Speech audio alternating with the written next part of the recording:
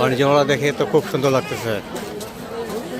বল দিনাজপুর বাণিজ্য মেলা। পানি আছে, সবাই আছে, সবার কাছে সব। কন্যাটা দেখা, 36 কন্যাটা দেখা।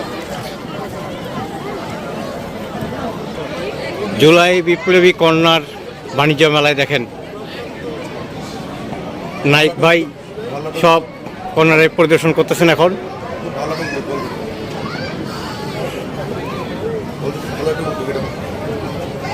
নাইক ভাই ঘুরে ঘুরে পরিদর্শন দেখতেছে। দেখেন এই যে ছেলেটা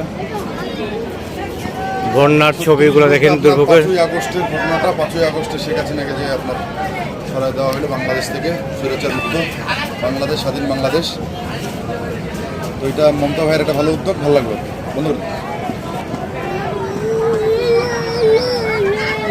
চেম্বার অফ কমার্সের আওতায় আর কি মমতা ভাই এটা প্রতিবারই চালায়।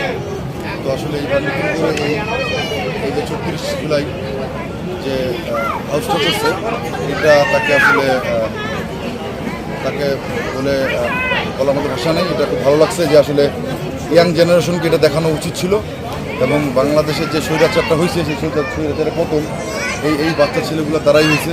আজকে এখানে অনেক শহীদের ছবি, অনেক পঙ্গুত্ব, অনেকেই অনেকভাবে হাসপাতালে এখনও ভর্তি আছে। যাক, এই উদ্যোগটার জন্য মমতা ভাই এবং চেম্বার অফ কমার্সকে অসংখ্য ধন্যবাদ।